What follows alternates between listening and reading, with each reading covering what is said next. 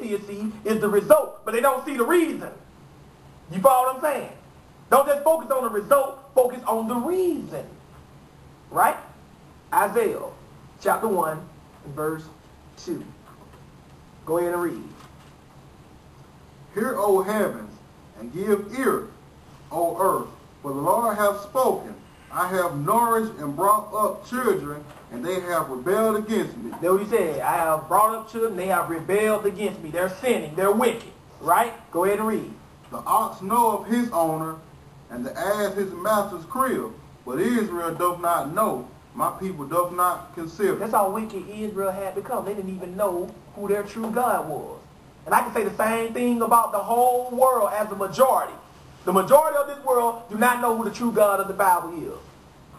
If they did and they really believed in him, there would be no such thing as strip clubs. There would be no such thing as gay bars.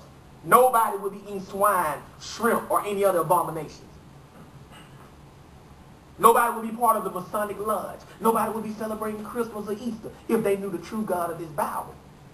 When you look at the scope of how many people don't serve the true God of this Bible, and you see that every time he showed you that when nobody was serving him correctly, he disappeared, then maybe you will understand why it doesn't seem like there's a God in this world.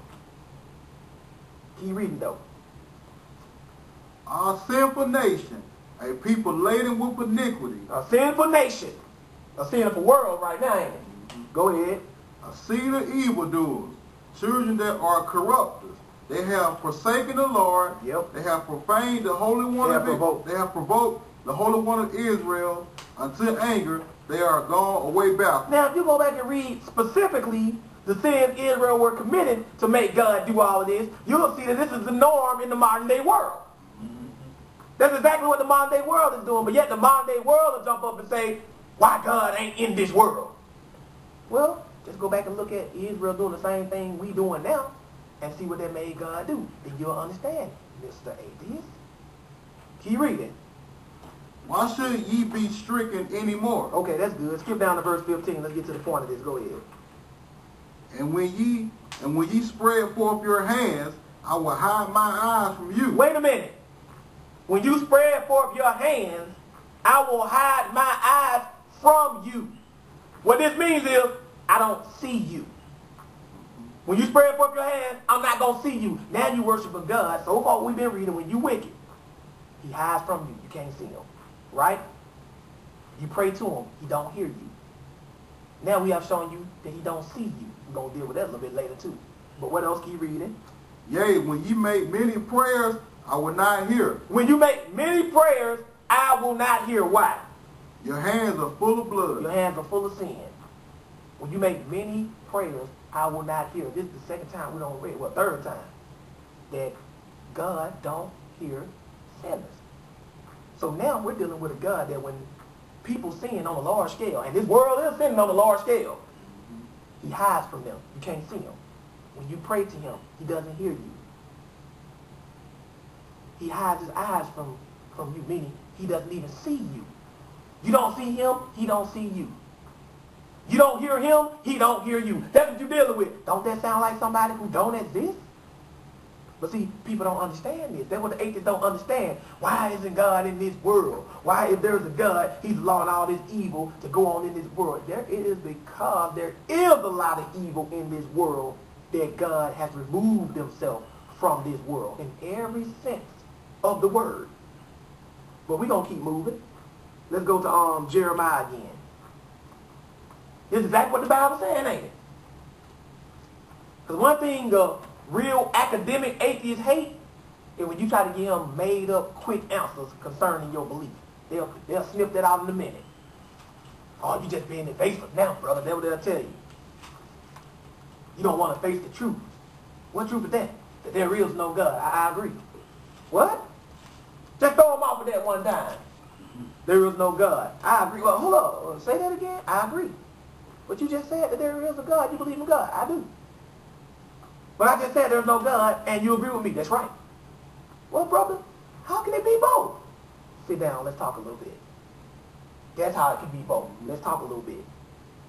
The Bible is telling you plainly why, in modern times, God is practically non-existent. You follow what I'm saying? I've never heard his voice.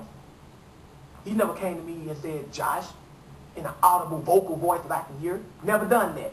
I never seen him. If I did see him, I didn't know it was him. You follow what I'm saying? When I pray to him, I hope that he hears. But I know I'm not perfect. I got a lot of sin on me. But I also got a peace of mind knowing why things are the way they are. You follow what I'm saying? The problem with the atheists is they see things the way they are, but they don't know why they are the way they are. That's what we're trying to get you to understand today. Jeremiah 7 and verse 1. Go ahead and read. The word that came to Jeremiah from the Lord, saying, Stand in the gate of the Lord's house, and proclaim there this word, and say, Hear the word of the Lord, all ye of Judah, that entered in at these gates to worship the Lord. So Jeremiah is standing in the gates of the temple, telling all of Judah to hear the word of God. Every time the prophet did that, that means the people were sinning. He was trying to tell them to stop sinning. Go ahead and read. Thus saith the Lord of hosts, the God of Israel, amend your ways and your doings, and I will cause you to dwell in this place. Fix your ways and your doings, and I will allow you to dwell in this place. But now skip down to verse 12 and read. But go ye now unto my place, which is in Shiloh, where I set my name at the first, and see what I did to it for the wickedness of my people Israel. Now notice what I did to it for the wickedness of my people Israel. That he's telling Jeremiah. Skip down to verse 16 and read. Therefore pray not thou for this people, neither lift up cry nor prayer for them, neither make intercession to me, for I will not hear thee. For I will not hear you. You have a God that when you upset him with your incredible amount of wickedness, he stops hearing you. You already can't see him, right? Now he don't hear you. He doesn't hear you. You're praying to a God when you're wicked that won't see you, won't hear you. You don't see him. He doesn't see you. We're going to deal with the vision right now. Let's move on. Let's go to 1 Kings 9. He makes himself non-existent. You can't hear him, can't see him, can't touch him, can't taste him, nothing.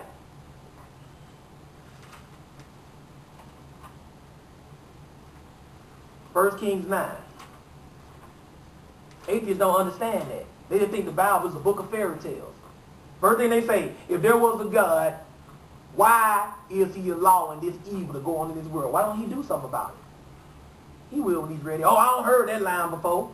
Yeah, but did you know that there were times in history up to now where God actually removed himself out of existence? What are you talking about? Oh, no. I ain't never heard that before. That's what this Bible is telling us. Remember, Mr. Atheist, it's you who use scientific fact to confirm the existence of something. You say, if I can't see it, touch it, hear it, taste it, right? It doesn't exist. That's what they say, right? Well, we're showing you from every aspect of perception that God is removing himself from the existence of the world. And that's why it is the way it is now, because of the wickedness of the people. Now, you can acknowledge what's going on right now. All you can, Mr. Atheist. But you don't know why it is the way it is. See, we know why it is the way it is. You still stuck on the result. We're giving you the reason. Now, if you don't want to accept the reason, that's on you. You're the one starting this conversation. You're the one wanting to know why we believe in God and we don't see God in this world. And I'm telling you that the Bible is telling you why it's the way it is. So either you can accept the explanation or you don't. But I know why it is. And it was written all the way back then when people were still communicating with God on a visual, audible level. And even back then, God was periodically removing himself out of existence. And the people noticed when he did it. They said, man, how long you going to hide yourself from us? It was noticeable when he did it. And it's very noticeable now, isn't it? Very noticeable. Sometimes I say to myself, man, it's like there ain't no God. And our mom said, oh, there isn't. Not in this sense that we're talking about. He has become non-existent. People didn't even know God could do something like that. He's telling you all over the book that he's doing it, right? 1 Kings 9 and 1. Go ahead and read. And it came to pass, when Solomon had finished the building of the house of the Lord and the king's house, and all Solomon's desire which he was pleased to do, that the Lord appeared to Solomon the second time, as he had appeared unto him at Gibeon. Notice that he appeared to him, so Solomon was actually seeing God, right? Visual. But we already know when Israel started sinning, God hid from them. They couldn't see him no more. Go ahead and read. And the Lord said unto him, I have heard thy prayer and thy supplication. So he can hear God speaking to him, and God is telling him, I can hear you praying to me. And this time Solomon was righteous. Go ahead and read. That thou hast made before me. I have hallowed this house which thou hast built to put my name there forever, and my eyes and my heart shall be there perpetually. They said, my eyes and my heart shall be there perpetually, meaning as long as this house is here, I'm going to be watching it, and I'm going to be thinking about it. That's what he's saying right there. But what if Israel sinned? Go and skip down to verse 6 and read. But if ye shall at all turn from following me, ye or your children, and will not keep my commandments and my statutes which I have set before you, but go and serve other gods and worship them. Did Israel do that? Is the world doing that right now? Yes, they are. The world is doing that. Go ahead and read. Then will I cut off Israel out of the land which I have given them, and this house which I have hallowed for my name, will I cast out my sight. He said, wait a minute. I will cast this house out of my what? Sight. I thought God could see everything. So how can you cast something from the sight of a being that can see everything? Only if that being refuses to acknowledge it. So now you worshiping the God who you can't see, you can't hear, he can't hear you, right? And he don't even see you. Don't that sound like nothing? But why did it come to be that way? Because of the sins of this world.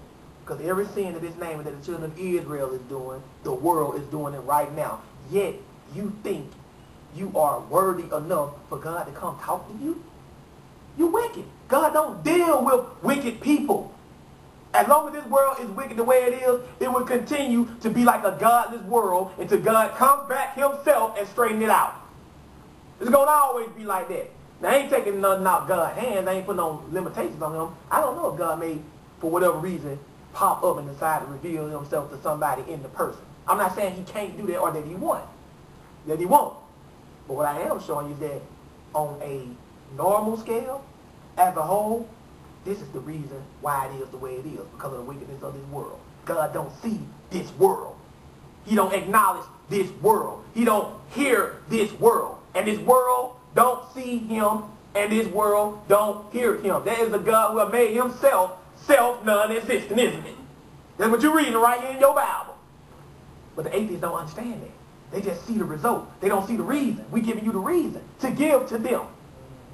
Go ahead and read. And Israel shall be a proverb and a byword among all people. And that did happen to Israel, right? Let's move on. Let's go to 2 Kings, chapter 17.